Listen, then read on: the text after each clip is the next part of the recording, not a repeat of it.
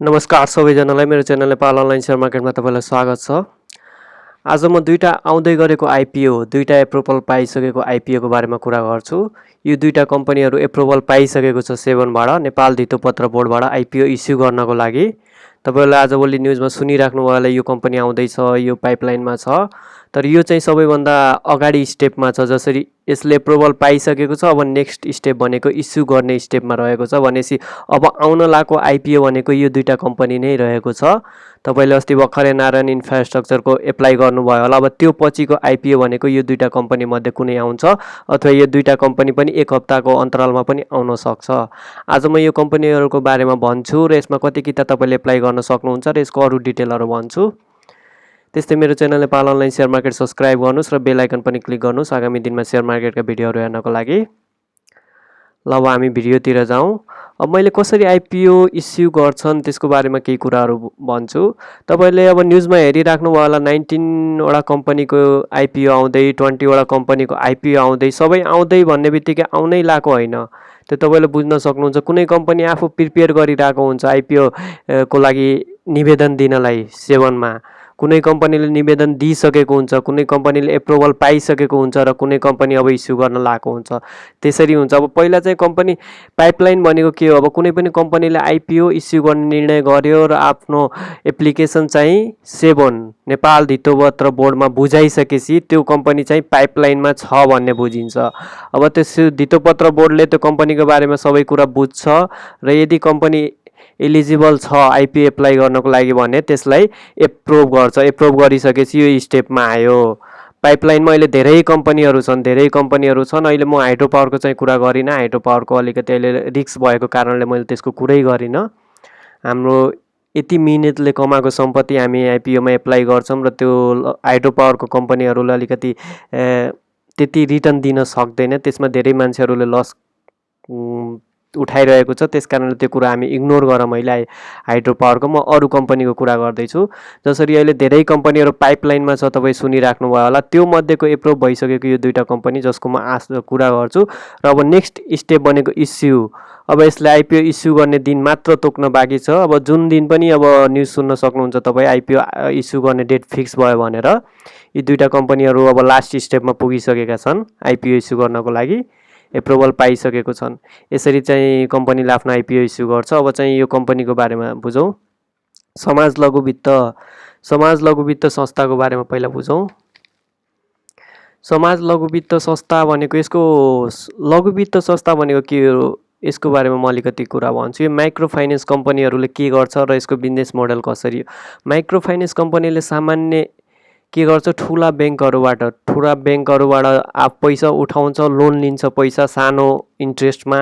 अनि चाहिँ यो सानो व्यवसाय, घर गाउँतिर हुने सानो व्यवसाय र कृषि व्यवसायमा लाग्ने मान्छेहरूलाई यसले लोन अलिकति बढी इन्ट्रेस्टमा दिने गर्छ र बिचको मार्जिनबाट प्रफिट कमाउँछ।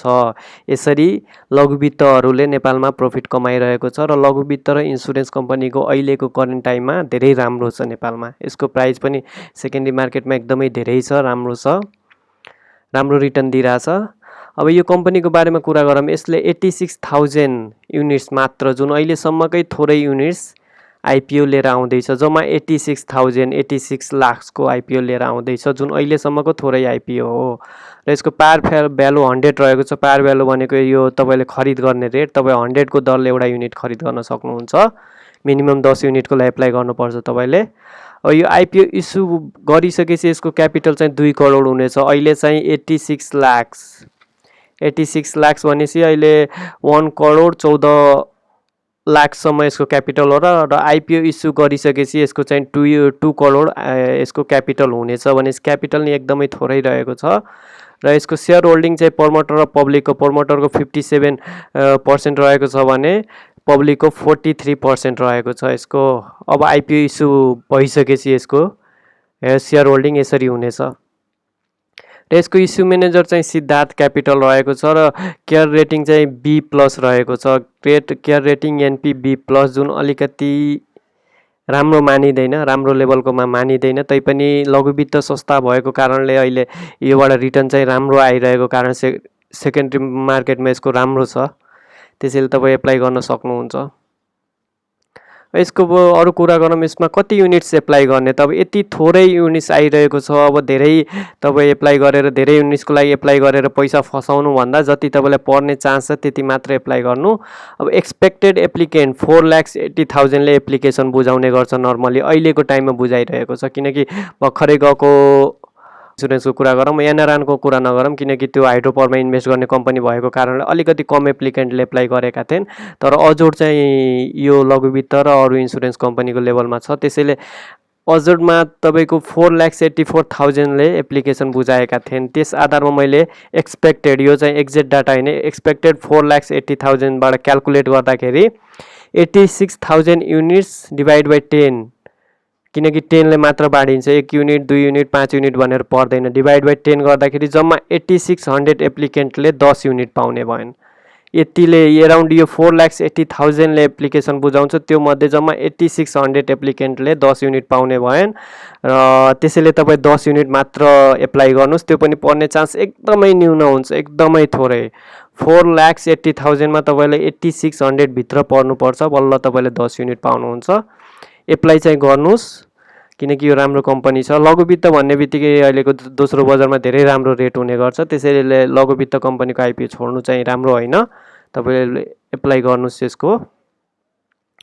ल अब रिलायन्सको कुरा गरौँ, रिलायन्स लाइफ इन्सुरेन्स। अहिले लाइफ इन्सुरेन्सको पनि धेरै राम्रो रहेको छ, यसले पनि एप्रुभल पाइसकेको छ 7बाट, र यो पनि अब चाँडै आइपिओ लिएर आउँदैछ। नर्मली कम्पनीहरूले एप्रुभल पाएको 2 हप्ता 3 हप्ताभित्र आइपिओ इस्यु गर्ने डेट चाहिँ फिक्स गर्ने गर्छन्। यसको र यो समाज लघुवित्त दुइटैको आइपिओ चाहिँ चाँडै आउने आशा छ, अब हेर्दै जाऊँ। र यसको बारेमा कुरा गर्दाखेरि एप्रुभल चाहिँ यसले 7बाट 16 श्रावणमा पाएको थियो, भर्खरै केही 1 हप्ता पहिला जति, केही दिन पहिला जति पाएको रहेछ यसले एप्रुभल। र यसको इस्युइङ युनिट चाहिँ 63 लाख रहेको छ, र यसको पनि पार भ्यालु 100 नै रहेको छ, @100, एउटा युनिटलाई 100 रुपियाँ पर्छ। र यसको क्यापिटल आइपिओ इस्यु भइसकेपछि यसको क्यापिटल चाहिँ 2.10 अर्ब हुनेछ यसको आइपिओ इस्यु पछि। र यसको इस्यु म्यानेजर चाहिँ सानिमा क्यापिटल रहेको छ, त्यस आधारमा अलिकति चाँडै नै आइपिओ लिएर आउला भन्ने हामी बुझ्न सक्छौँ, किनकि सानिमा क्यापिटल अलि चाँडो नै काम गर्छ। र अब यसको इक्रा ग्रेडिङ हेर्नु त ग्रेड 4 रहेको छ, बिलो एभरेज फन्डामेन्टल। ग्रेड हेर्न सक्नुहुन्छ त्यसो तपाईँले, यो चाहिँ बिलो एभरेज फन्डामेन्टल रहेको छ, तैपनि लाइफ इन्सुरेन्स भएको कारणले यसको तपाईँले राम्रो रिटर्न पाउनुहुन्छ। आइपिओबाट बाई गरेको भन्दा यसको प्राइस बढी नै हुनेछ दोस्रो बजारमा, जसरी पनि घट्ने चाहिँ छैन, त्यसैले यो राम्रै मानौँ। र यसको प्रमोटर र पब्लिक सेयर होल्डिङको रेसियो चाहिँ हेर्नुहोस्, यहाँ 70% चाहिँ प्रमोटरले होल्ड गरेको छ भने 30% चाहिँ पब्लिकले होल्ड गर्छ। आइपिओ इस्यु भइसकेपछि भनेपछि 30% आफ्नो इस्यु गर्दैछ यसले आइपिओ 30%। अब यसको अरू डिटेल बुझौँ। लाइफ इन्सुरेन्स, रिलायन्स लाइफ इन्सुरेन्सको यसको अर्निङ पर सेयर 6.34 रहेको छ, जुन अहिले अलिकति कम रहेको छ। र भर्खरै अस्ति यसको 2076 र 77को Q3 को रिपोर्ट पब्लिस भएको छ, जुनमा यसको प्रफिट बढेको छ, तपाईँ हेर्न सक्नुहोला। यसमा सबै केहीको ग्रोथ भएको छ, रिजर्भ एन्ड सरप्लस नै बढाएको छ, क्यापिटल नै बढाएको छ, नेट प्रफिट नै बढाएको छ। त्यस आधारमा यो कम्पनी अहिले झनै राम्रो हुने भएको छ, र यसको आइपिओमा एकदमै धेरै एप्लिकेन्टहरूले एप्लाई गर्नेछन् भन्ने बुझ्न सकिन्छ योबाट। यसको इन्सुरेन्स पोलिसी 7,632 रहेको छ, नेट प्रिमियम 57.78 करोड रहेको छ, र पेड अफ क्यापिटल अहिलेको रिसेन्ट पेड अफ क्यापिटल 1.47 अर्ब रहेको छ। रिजर्भ एन्ड सरप्लस चाहिँ 13.63 करोड रहेको छ, र अहिले रिसेन्टली यसले प्रफिट पनि बढाएको छ 128%ले। यो Q3 को रिपोर्टमा यसले प्रफिट बढाएको छ। तपाईँ गएर कुनै पनि मेरो लगानी अथवा सेयर संसार जस्तो वेबसाइटमा गएर चेक गर्न सक्नुहुन्छ यसको क्वार्टरली रिपोर्ट, त्यसमा अहिले यसले प्रफिट बढाएको छ। त्यस आधारमा अहिले यो झनै राम्रो हुने भएको छ यो कम्पनी। र यसको लागि तपाईँले कति एप्लाई गर्न सक्नुहुन्छ, सियोर यो कम्पनी राम्रो भएको कारणले ओभर सब्सक्राइब नै हुन्छ। 63 लाख यसले इस्यु गर्छ। अब त्यो मध्ये अहिलेसम्म फिक्स भएको छैन, कति म्युचुअल फन्डलाई दिन्छ र कति आफ्नो इम्प्लोयरहरूलाई दिन्छ। यसबाट अझै पनि काटछाट भएर सायद म्युचुअल फन्ड र इम्प्लोयरहरूलाई नि केही पार्ट दिनेछ, तर हल्का एक्सपेक्ट गरेर हामी एउटा मैले डाटा निकालेको छु, यो अनुसार तपाईँले एप्लाई गर्न सक्नुहुन्छ। एक्सपेक्ट एप्लिकेन्ट भनेको 4,80,000 यहाँ हेर्नु राखेको छु मैले, जुन पहिलाको जुन आइपिओ आएको थियो र त्यसमा जति एप्लिकेसन बुझाएको थियो त्यस आधारमा यो 4,80,000 मैले राखेको र यस आधारमा सबै एप्लिकेन्टहरूले 10 युनिट्स पाउँछ। मैले क्याल्कुलेट गरेर यहाँ चाहिँ देखाएन, तर आफै क्याल्कुलेट गरेर यो लेखेको मात्र छु। सबै एप्लिकेन्टले 10 युनिट यसमा पाउने भएन, त्यसैले यो चाहिँ मिस चाहिँ नगर्नु होला। तपाईँ एप्लाई मात्र गर्नुहोस्, 10 युनिट चाहिँ सबैले पाउँछन् र 4,80,000 ले 10 युनिट पाउने भएन।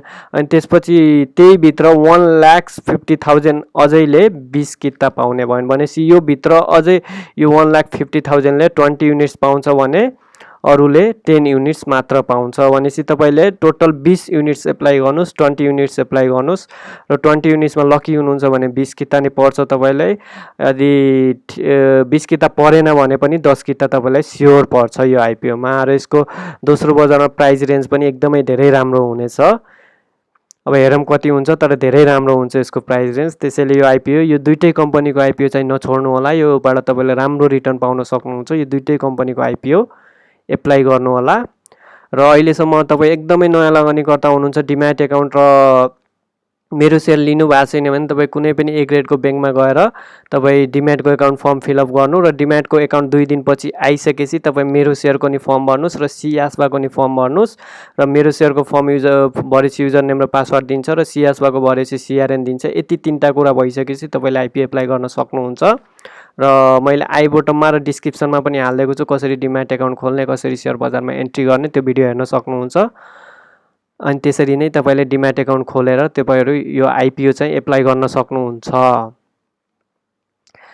आजलाई यति, धन्यवाद। मेरो channel Nepal online share market subscribe गर्नुहोला र बेल आइकन पनि क्लिक गर्नुहोला आगामी दिनमा यस्तै सेयर मार्केटका भिडियोहरू हेर्नको लागि।